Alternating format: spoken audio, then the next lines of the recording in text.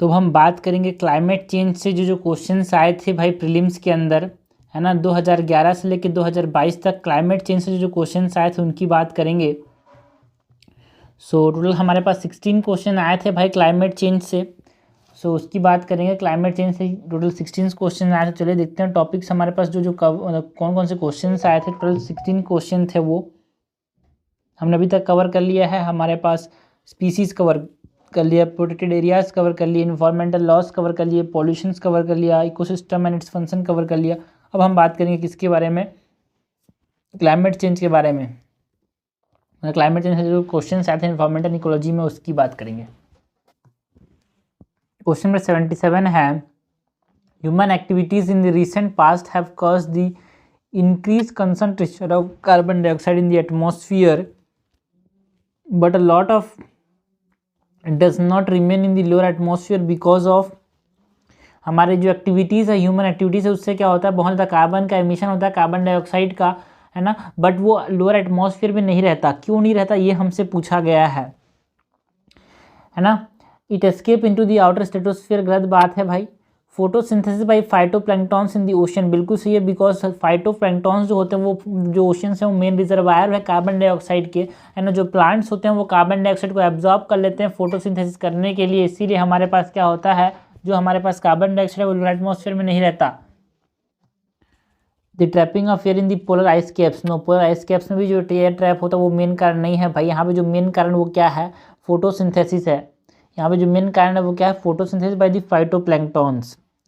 Question number 78 है, consider the following, 2011 में question आया था। 2011 में क्या क्वेश्चन आया था यार, ये भी 2011 के अंदर क्वेश्चन आया था कार्बन डाइऑक्साइड वाला, है ना। Which of the above is are the emission from carbon और coal combustion at the thermal power plant. Thermal power plant जो है उसमें जो कोल कंबशन होता है उससे क्या क्या निकलता है, क्या कार्बन डाइऑक्साइड निकलता है, बिल्कुल सही है भाई, कार्बन डाइऑक्साइड निकलता है, नाइट्रोजन के ऑक्साइड्स निकलते हैं, सल्फर के ऑक्साइड्स निकलते हैं, है ना। ये क्वेश्चन बहुत बार रिपीटेड है, याद रखना, ये एक रिपीटेड PYQ है, मतलब बार बार इस प्रकार का क्वेश्चन पूछा गया कि कोल कंबशन से कौन कौन से गैसेस निकलते हैं।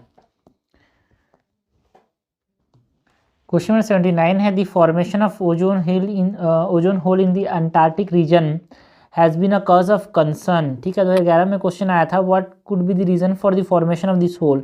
जो अंटार्कटिक रीजन में जो ओजोन होल का जो फॉर्मेशन है वो कंसर्न है भाई। रीजन क्या है, ओजोन होल का फॉर्मेशन जो है अंटार्कटिक, सपोज ऊपर में आर्टिक है नीचे में अंटार्कटिक है, तो यहाँ पे जो ओजोन होल बन रहा है वो उसका कारण क्या है। Presence of prominent tropospheric turbulence and the inflow of chlorofluorocarbons, no. Presence of prominent polar fronts, okay, yes, and the inflow of chlorofluorocarbons, ठीक है ना। prominent tropospheric turbulence की वजह से नहीं होता, polar fronts and stratospheric cloud जो है ना उसके वजह से हमारे पास क्या बनते हैं, ओजोन होल्स बनते हैं। CFC तो उसके कारण है ही है। CFC कहाँ से निकल रहे हैं भाई, ह्यूमन के वजह से निकल रहे हैं, ह्यूमन एक्टिविटीज़ की वजह से निकल रहे हैं। Absence of polar front, no. Presence of polar fronts, okay. And increased temperature in the polar region, no. Regarding carbon credits, which one of the following statement is not correct। 2011 में हमसे question पूछा गया था carbon credits के बारे में। 2011 में question पूछा गया था कि कार्बन क्रेडिट्स के बारे में हमको बताना है गलत, ठीक है ना। तो जो भी चीज़ें न्यूज़ में होती है, खास करके इन्वायरमेंट एंड इकोलॉजी में, खास करके जियोग्राफी के अंदर मैप वाले सेक्शन में, खास करके इन्वायरमेंट के अंदर जो वेटलैंड वाले सेक्शन है उसको हमको ध्यान देना भाई। करंट अफेयर तो वास्ट है, लेकिन किस चीज़ पे हमको करंट अफेयर फोकस करना है, जो UPSC ने जहाँ से करंट अफेयर पे क्वेश्चन पूछे हैं। इकोनॉमिक्स में हमारे पास जो फाइनेंशियल सिस्टम है वहाँ से इकोनॉमिक्स में करंट अफेयर से क्वेश्चन आते हैं, आर्ट एंड कल्चर वाले पार्ट से आते हैं, है ना। तो उसको हमारे टेम्पल आर्किटेक्चर वाले से आते हैं, तो उस हिसाब से हम प्रीवियस ईयर क्वेश्चन को देखना कि भाई किस टॉपिक से करंट अफेयर में क्वेश्चन आ रहा है, उस टॉपिक पे हमको डवेल करना है। तो करंट अफेयर तो कभी खत्म होगा ही नहीं, हर दिन का, है ना। सो इसीलिए हमको कंपाइलेशंस पे ज़्यादा भरोसा रखना चाहिए, है ना, इसका मेरा मानना है। सो नॉट करेक्ट हमसे पूछा गया कार्बन क्रेडिट्स के बारे में। The carbon credit system was ratified in conjunction with the Kyoto protocols. क्या क्योटो प्रोटोकॉल्स को देखते हुए कार्बन क्रेडिट्स का ये जो सिस्टम था वो लाया गया था, बिल्कुल सही बात है भाई। कार्बन क्रेडिट जो सिस्टम था वो क्योटो प्रोटोकॉल में आया था। Carbon credits are awarded to countries और groups that have reduce green house gas below their emission quota, बिल्कुल सही बात है यार। सपोज करो 100 मिलियन टन ऑफ कार्बन उसको प्रोड्यूस कर सकता था वो आदमी, लेकिन उसने क्या किया, 20 बचा लिया, 80 किया बस। तो 20 जो है वो कार्बन क्रेडिट के फॉर्म में उसको मिल जाता है, जिससे वो डेवलपिंग कंट्रीज को दे सकता है, उसको पैसा भी ले सकता है उनसे। The goal of the carbon credit is to limit the increase in the carbon dioxide emission, बिल्कुल सही बात है। Carbon credit are traded at a price fixed from time to time by the United Nation Environment Programme. क्या इसका price को United nation fix करता है? No, इसका प्राइस कभी फिक्स नहीं होता भाई, इट इज़ नेवर फिक्स्ड, है ना। ये ट्रेड किया जाता है ऑन एन एक्सचेंज बेसिस। सो ये गलत हो जाएगा भाई, हमसे गलत है तो पूछा, गलत हो जाएगा डी। क्वेश्चन नंबर 81 है consider the following agriculture practices. हमको एग्रीकल्चर प्रैक्टिसेस की बात करनी है। कुछ एग्रीकल्चर प्रैक्टिसेस दिए हैं भाई हमको, 2012 में क्वेश्चन आया था। Contour bunding, relay cropping, zero tillage in the context of global climate change, which of the above help in carbon sequestration या फिर स्टोरेज इन द सॉइल। इनमें से कौन सा कार्बन सिक्वेस्ट्रेशन में हमको हेल्प करता है? तो कंटूर बंडिंग भी हमको हेल्प करता है। कंटूर बंडिंग में क्या होता है भाई, हमारे पास हम क्या करते हैं, ज़मीन में यहाँ पे पानी को रखते हैं ऐसे, ठीक है। कंटूर बंडिंग जो है जीरो टिलेज, जिसमें हम क्या करते हैं, सीड को बिना जुताई के डाल देते हैं, उससे क्या होता है, कार्बन सिक्वेस्ट्रेशन में हेल्प होता है। कंटूर बंडिंग में क्या होता है, construction of bank on the contours. Contours मतलब हमारे पास एक जो स्लोप है वहाँ पे बैंक्स बनाए जाते हैं, जिससे हमारे पास पानी यहाँ से यहाँ जाएगा, यहाँ से यहाँ जाएगा, जिससे कार्बन सिक्वेस्ट्रेशन में हेल्प कैसे मिल रहा है, बिकॉज सॉइल इरोजन नहीं हो रहा है। सॉइल इरोजन को प्रिवेंट कर रहे हैं, तो हमारे पास सॉइल है तो कार्बन को एब्जॉर्ब करेगा सॉइल। और रिले क्रॉपिंग, इसमें क्या करते हैं, हम क्रॉप को ग्रो किया जाता है ना, प्लांटिंग अदर क्रॉप, है ना, सेम फील्ड में क्या किया जाता है, बिफोर हार्वेस्टिंग दूसरे क्रॉप को प्लांट किया जाता है, जिससे हम क्या करेंगे, जो अवॉइडेंस होता है ना यार, कि हम लोग गैप पीरियड बन रहा है, उसको हम यहाँ पे कंपटीशन भी यहाँ पे हम क्या कर सकते हैं, अवॉइड कर सकते हैं between the main crop and the inter crop.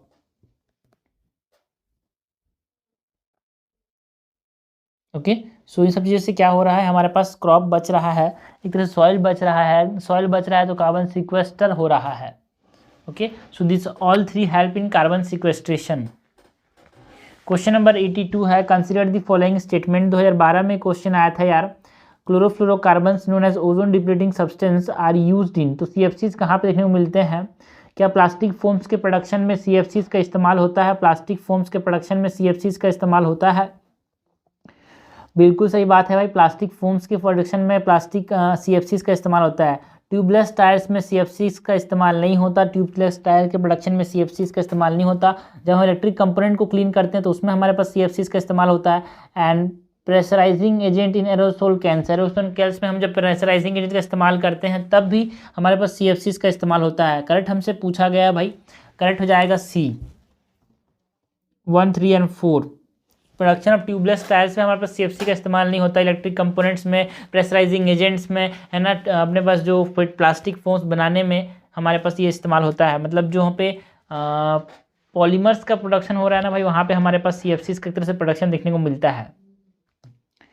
Question number 83 है the increasing amount of carbon dioxide in the air slowly rising the temperature of the atmosphere. जो कार्बन डाइऑक्साइड की दुनिया में जो अमाउंट बढ़ रहा है वो क्या कर रहा है भाई, हमारे पास टेम्परेचर को धीरे धीरे राइज कर रहा है एटमॉस्फेयर का।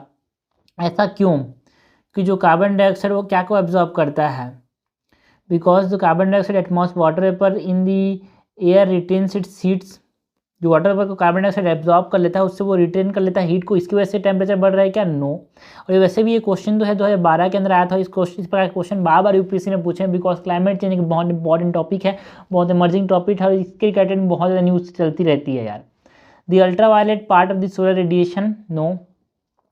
All the solar radiation, no. Yes, 4 सही है, बिकॉज जो कार्बन डाइऑक्साइड है ना, वो कार्बन डाइऑक्साइड क्या करता है, कार्बन डाइऑक्साइड जो है वो इंफ्रारेड पार्ट जो है ना भाई, कार्बन डाइऑक्साइड जो है वो इंफ्रारेड पार्ट को क्या करता है, एब्जॉर्ब करता है, इसको एब्जॉर्ब करता है। सो इसीलिए हमारे पास जो टेम्परेचर है दुनिया का बढ़ रहा है कार्बन डाइऑक्साइड के एमिशन से। क्वेश्चन नंबर 84 है which of the following can be threats to the biodiversity of a geographical area. 2012 में क्वेश्चन आया था, किसी भी जियोग्राफिकल एरिया का इनमें से कौन सा एक थ्रेट हो सकता है बायोडाइवर्सिटी के लिए। ग्लोबल वार्मिंग से बायोडाइवर्सिटी एक प्रकार से खत्म हो रही है यार, है ना। फ्रेगमेंटेशन ऑफ दी हैबिटेट रहेगा नहीं तो वहाँ की बायोडाइवर्सिटी रहेगी कहाँ पे। टेम्परेचर बढ़ेगा तो जो हमारे पास उनके खाने की दिक्कतें हो जाएगी, उनके हैबिटेट लॉस हो जाएगा, वो अडप्ट नहीं कर पाएंगे। एंड एलियन स्पीसीज़ की वजह से हमारे पास क्या हो रहा है, उनका बायोडाइवर्सिटी का लॉस हो रहा है। प्रमोशन ऑफ वेजिटेरियनिज्म, ना, इसका कोई लेना देना नहीं है भाई थ्रेट टू बायोडाइवर्सिटी से। करेक्ट हमसे पूछा गया है, करेक्ट जाएगा ए। क्वेश्चन नंबर 85 है with reference to usefulness of by products of sugar industries. जो शुगर इंडस्ट्रीज में जो बाई प्रोडक्ट्स होते हैं उसके यूजफुलनेस की बात करनी है। Which of the statement is are correct, उसके यूजफुलनेस की बात करनी है, उसके बारे में हमसे पूछा क्या गया है, करेक्ट पूछा गया है। Biogases can be used as biomass fuel for the generation of energy. जो बायोगैस जो हमारे पास निकलता है कहाँ से, बायोगैस जो हमारे पास निकलता है कहाँ से, शुगर इंडस्ट्री से, उसका क्या हम इस्तेमाल कर सकते हैं एनर्जी जनरेशन में, बायोमास जनरेशन में? बिल्कुल कर सकते हैं भाई, है ना। इथेनॉल प्रोडक्शन में भी इस्तेमाल किया जाता है इसका। ओके, मोलासेस कैन बी, तो दो मेन प्रोडक्ट है भाई हमारे पास शुगर इंडस्ट्री से, एक है बायोगैसेस एंड एक है मोलासेस।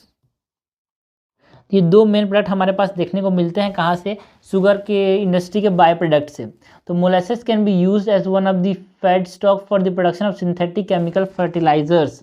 क्या सिंथेटिक केमिकल फर्टिलाइजर्स बना सकते हैं मोलासेस के अंदर? नो, मोलासेस से हम क्या बना सकते हैं भाई, स्वीटनिंग एंड फ्लेवरिंग एजेंट्स बना सकते हैं, केमिकल फर्टिलाइजर नहीं बना सकते, अल्कोहलिक ब्रीवरेजेस बना सकते हैं, ठीक है। सो sweetening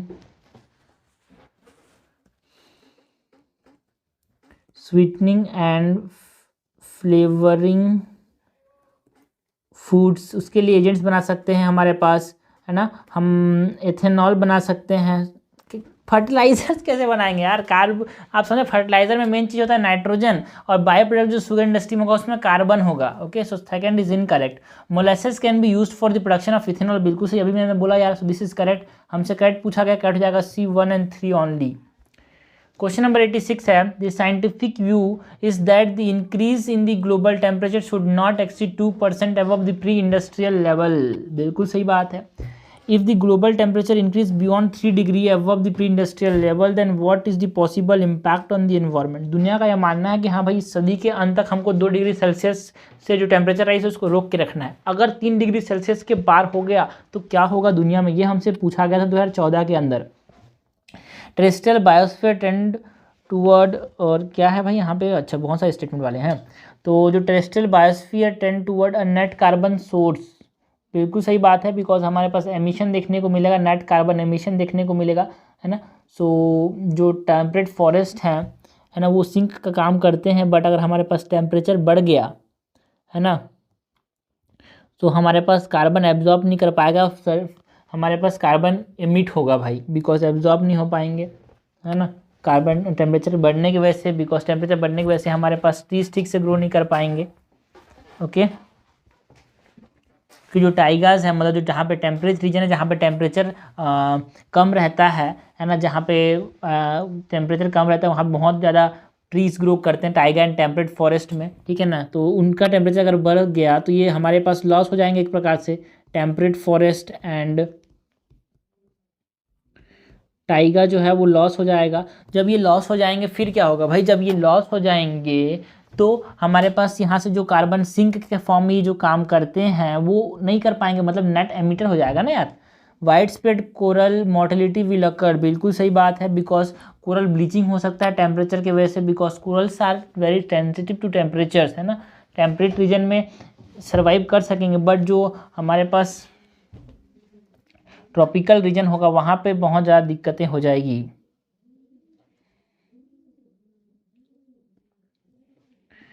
all the global wetlands will permanently disappear, no not all, extreme word है तो गलत कर दो, बिकॉज हमारे पास जो टेम्परेट रीजन में जो वेटलैंड हैं वो तो चल जाएंगे, बट जो ट्रॉपिकल रीजन में है या फिर जो एरिड या फिर सेमी एरिड रीजन में है वो सर्वाइव नहीं कर पाएंगे because of the temperature rise. Cultivation of cereals will not be possible anywhere in the world, extreme word, so this is incorrect. So हमसे करेक्ट पूछा गया है, क्या करेक्ट पूछा गया है, बिल्कुल सही है, करेक्ट हो जाएगा 1 and 2। आंसर क्या हो जाएगा भाई, आंसर हो जाएगा बी। 87 नंबर क्वेश्चन है, the term intended nationally determined contribution is sometimes seen in the news in the context of. 2016 में क्वेश्चन आया था, INDC जो टारगेट्स थे वो पेरिस क्लाइमेट एग्रीमेंट जो 2015 के अंदर हुआ था, COP21, उसमें हमारे पास ये लिए गए थे। Okay, so pledge made by the European countries to rehabilitate refugees from the war-affected Middle East state, no. Plan of action outlined by countries of the world to combat climate change, yes. सो 87 का answer क्या हो जाएगा भाई? 87 का answer हो जाएगा B.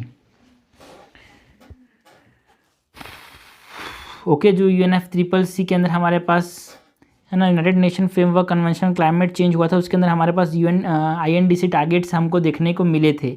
और ये INDC टारगेट्स क्या थे भाई? हमको इस सदी के अंत तक 2 degree Celsius pre industrial level से हमारे पास बढ़ने से रोकना है, ठीक है। और हो सके तो हमारे पास 1.5 डिग्री सेल्सियस के अंदर ही इसको रोकना होगा। ओके, आइडियली है कि इतना से ऊपर जाने नहीं देना है, बट अगर बढ़ गया तो हमको 2 से तो बिल्कुल जाने नहीं देना है। यही हमारे पास क्या है? INDC। जो हमने ये क्वेश्चन देखा ना, वही तो हर चीज़ एक पॉइंट के अराउंड ही रिवॉल्व कर रही है भाई। आपको वही समझना। देखो इस प्रकार में जो यहाँ पे जो स्टेटमेंट है, ये INDC का ही तो स्टेटमेंट है। और यहाँ पे 2014 में ये INDC का स्टेटमेंट आया, 2016 में INDC के बारे में पूछ लिया गया। सो हमारे पास यही समझ रहे हैं अपने को। And capital contributed by the member countries in the establishment of Asian infrastructure investment bank. No भाई, इससे कोई लेना देना नहीं है इसको, है ना। Plan of action outline by the countries over regarding sustainable global development. No, sustainable development के साथ INDC रिलेटेड नहीं है, ये क्लाइमेट चेंज के साथ रिलेटेड है ना। क्वेश्चन नंबर 88 है, what is green house gas protocol. 2016 में क्वेश्चन आया था, ग्रीन हाउस गैस प्रोटोकॉल की बात करनी, उसमें थोड़ा न्यूज़ में था ये, है ना। तो ग्रीन हाउस गैस प्रोटोकॉल क्या है? It is an international accounting tool for government and business leader to understand, quantify and manage greenhouse gas emission। बिल्कुल गलत बात है यार, है ना। जो ग्रीन हाउस गैस प्रोटोकॉल है एक इनिशिएटिव है किसका? यूनाइटेड नेशन का, to offer financial initiatives to developing countries to reduce green house gas emission and adopt eco friendly technologies. जो ग्रीन हाउस गैस प्रोटोकॉल है वो डेवलपिंग कंट्रीज़ को क्या बोलता है? आपको थोड़ा सा पैसा देता है, इंसेंटिव देता है कि आप ये करो, है ना। आप ग्रीन हाउस गैस एमिशन जो है, ग्रीन हाउस गैस एमिशन को आप कम करने की बात करोगे ना, आपको पैसा देंगे। ऐसा कौन बोलता है? ग्रीन हाउस गैस प्रोटोकॉल एक तरह से इंसेंटिव देता है उनको, है ना। यूनाइटेड नेशन का एक प्रोग्राम है ये, एंड ये बोलता है कि आपको अडॉप्ट करने पड़ेंगे इको फ्रेंडली टेक्नोलॉजीज। मतलब आपको रिन्यूएबल एनर्जी से इलेक्ट्रिसिटी जनरेट करना पड़ेगा, है ना। आप हमारे पास इलेक्ट्रिक व्हीकल्स का इस्तेमाल करो, ऐसा बोलता है यार ग्रीन हाउस गैस प्रोटोकॉल, क्योंकि आपको ग्रीन हाउस गैस एमिशन को कम करना है। तो इसका आंसर क्या हो जाएगा? ग्रीन हाउस गैस प्रोटोकॉल जो है यूनाइटेड नेशन का एक इनिशिएटिव है जो कि फाइनेंशियल इंसेंटिव देता है। क्वेश्चन नंबर 89 है, in the context of mitigating the impending global warming due to the anthropogenic emissions, मतलब इंसान के द्वारा जो किया जा रहा है anthropogenic emissions of carbon dioxide, which of the following can be potential sites for carbon sequestration. इनमें से कौन सा पोटेंशियल साइट्स है कार्बन सिक्वेस्ट्रेशन का? सिक्वेस्ट्रेशन मतलब एब्जॉर्ब करने का। देखो भाई एक तरह से ये भी तो रिपीटेटिव बोलेंगे। देखो कार्बन सिक्वेस्ट्रेशन का क्वेश्चन यहाँ पे आया था, कार्बन सिक्वेस्ट्रेशन क्वेश्चन यहाँ पे आया था। देखना कौन सा कार्बन सिक्वेस्ट्रेशन वाला क्वेश्चन था यार, ये है ना। तो कार्बन सिक्वेस्ट्रेशन का क्वेश्चन हमारे पास कहाँ पे देखने को मिला था? कहाँ पे? ये रहा, यही तो है कार्बन सिक्वेस्ट्रेशन। रिपीटेड PYQ बोलो। यहाँ पे भी हमको कार्बन सिक्वेस्ट्रेशन के बारे में पूछा गया था कि कंटूर बंडिंग से कार्बन सिक्वेस्ट्रेशन होता है, रिले क्रॉपिंग से होता है, जीरो रिलीज से होता है। मतलब ले दे के जो टॉपिक है वो कार्बन सिक्वेस्ट्रेशन इंपॉर्टेंट है यार, तो कार्बन सिक्वेस्ट्रेशन इंपॉर्टेंट रहेगा ही रहेगा, ठीक है। तो कार्बन सिक्वेस्ट्रेशन के यहाँ पे भी 2017 में भी आ गया और यहाँ पे 2012 में भी आया था। तो देखना हमको समझना है, अभी प्रीवियस क्वेश्चन में टॉपिक रिपीट हो रहे हैं। तो abundant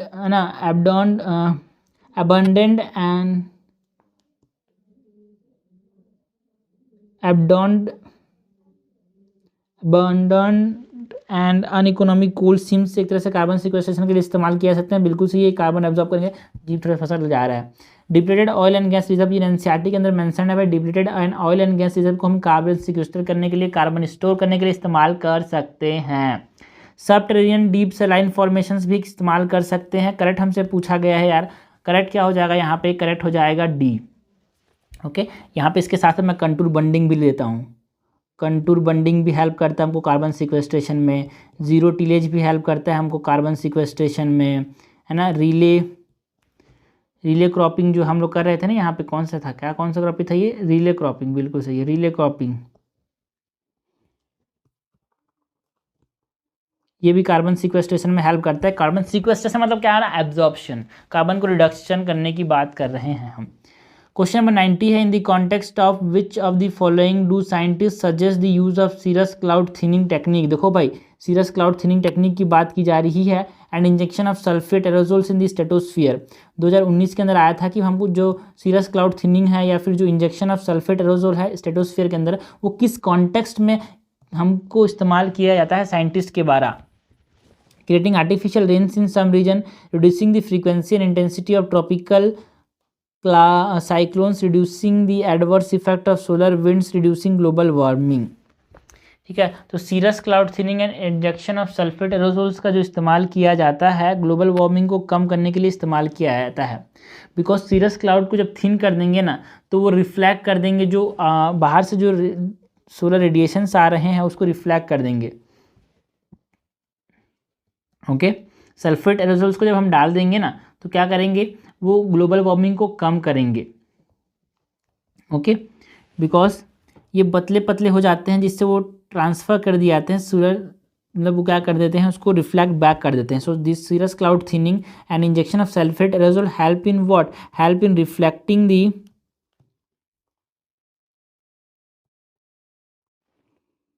रेडिएशंस जो कि टेम्परेचर को बढ़ा रहे हैं। So it will help in reducing global warming.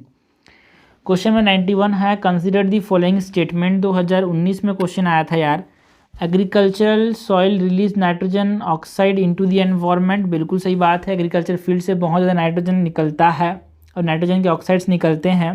Cattle release ammonia into the environment. बिल्कुल सही बात है, कैटल से अमोनिया निकलता है। आप समझ ही सकते हो क्यों निकलता है, बिकॉज वो खाना जो खाते हैं उसमें बहुत ज़्यादा नाइट्रोजन वाला प्रोडक्ट रहता है, उसे थोड़ा स्मेल भी आता है, बिकॉज जो तीखा स्मेल होता है वो किसका होता है, अमोनिया का होता है। Poultry industry release reactive nitrogen compounds into the environment. बिल्कुल सी है, उनके ये फीकल मैटर में देखने को मिलता है यार, इसीलिए उसको फर्टिलाइजर्स के फॉर्म में इस्तेमाल करते हैं। उसी तो जो गाय का गोबर है ना, उसको भी हम क्या करते हैं, गोबर का इस्तेमाल करते हैं as a fertiliser. And fertiliser में मेनली क्या होता है, नाइट्रोजन, बिकॉज कैटल के अंदर भी जो गोबर है उसका, उसमें अंदर नाइट्रोजन है। सो करेक्ट हमसे पूछा गया है, कट जाएगा D 1 2 3। ओके, क्वेश्चन नंबर 92 है, in the context of proposal to the use of hydrogen enriched CNG, जो HCNG है 2019 में क्वेश्चन आया था। HCNG की बात करनी है अपने को, किसकी बात करनी है, HCNG की बात करनी है as a fuel for buses in public transport. HCNG का जो इस्तेमाल किया जा रहा है, मतलब प्रपोजल था उस समय, है ना, उससे उतना ज़्यादा फैला नहीं था कि हम बस बात कर रहे थे कि HCNG का इस्तेमाल करेंगे पब्लिक ट्रांसपोर्ट व्हीकल में। Consider the following statement. Main advantage क्या होगा जो HCNG का इस्तेमाल में, is the elimination of carbon monoxide emission. क्या कार्बन मोनोऑक्साइड का एमिशन हो, जो कार्बन मोनोऑक्साइड का एमिशन है वो कम हो जाएगा भाई। कार्बन मोनोऑक्साइड का जो एमिशन है वो क्या हो जाएगा, कम हो जाएगा। क्या कार्बन डाइऑक्साइड का एमिशन कम हो जाएगा यार, है ना। कार्बन डाइऑक्साइड का एमिशन कम होगा कि कार्बन मोनोऑक्साइड का एमिशन कम होगा। जो HCNG होता है ना, वो क्या करता है, कार्बन मोनोऑक्साइड के एमिशन को 70% से कम कर देता है। ये 70% से कम कर देता है। Okay, HCNG as fuel reduce carbon dioxide and hydrocarbon emission, के कार्बन डाइऑक्साइड और हाइड्रोकार्बन के एमिशन को रिड्यूस करता है। सॉरी, देखो फर्स्ट स्टेटमेंट में एक चीज़ बोला गया है, एलिमिनेशन मतलब ख़त्म करना। क्या ये 100% कार्बन मोनोऑक्साइड को ख़त्म कर देगा यार, नो, 70% तक रिड्यूस कर सकता है, एलिमिनेट नहीं कर सकता। यहाँ पे रिड्यूस करने की बात होती है, तो छोटी छोटी स्टेटमेंट्स जो हैं वो हमको धोखा दे जाती हैं। सो ये एलिमिनेट नहीं करता है कार्बन मोनोऑक्साइड के एमिशन को, ये रिड्यूस करता है यार। HCNG as a fuel reduce, हाँ बिल्कुल से ये रिड्यूस करता है कार्बन डाइऑक्साइड एंड हाइड्रोकार्बन के एमिशन को, ये सही है यार। Okay, so this is correct. First statement is incorrect because elimination की बात नहीं करता, HCNG कंप्लीटली एलिमिनेट नहीं करता कार्बन मोनोऑक्साइड को, इसको रिड्यूस करता है, इसके एमिशन को। क्वेश्चन नंबर स्टेटमेंट नंबर 3 है, hydrogen up to 1/5 by volume can be blended with CNG as fuel for buses. बिल्कुल सही बात है यार, हम क्या करते हैं 1/5 तक हम क्या कर सकते हैं, बाई वॉल्यूम हाइड्रोजन को हम क्या कर सकते हैं, HCNG में डाल सकते हैं। मतलब सपोज करो 100 है तो उसमें से हम 20% हाइड्रोजन उसमें CNG में डाल सकते हैं। HCNG makes fuel less expensive than CNG, बिल्कुल गलत बात है, बिकॉज जो करंट कॉस्ट है हाइड्रोजन का वो ज़्यादा है नेचुरल गैस के कंपैरिजन में। तो इसीलिए अगर हमने CNG की जगह HCNG इस्तेमाल किया तो HCNG का जो कॉस्ट है ना भाई, HCNG का जो कॉस्ट है वो थोड़ा ज़्यादा है as compare to CNG, because में हम हाइड्रोजन डाल रहे हैं ना यार, और हाइड्रोजन का कॉस्ट वैसे भी ज़्यादा ही है। करेक्ट हमसे पूछा गया, करेक्ट जगह B 2 and 3 ओनली। तो हमने देखे क्वेश्चंस फ्रॉम क्लाइमेट चेंज, जो टॉपिक्स हमारे पास इंपॉर्टेंट थे, तो कार्बन सिक्वेस्ट्रेशन बहुत ज़्यादा बार यहाँ पे रिपीट किया गया था। क्लाइमेट चेंज बहुत इंपॉर्टेंट है, INDC इंपॉर्टेंट है, जो पेरिस क्लाइमेट एग्रीमेंट तो 2021 में हुआ था यार, 12 में 15 में हुआ था, वो बहुत इंपॉर्टेंट है। तो हमको समझ के चलना है कि हाँ वहाँ से क्वेश्चन आ सकते हैं।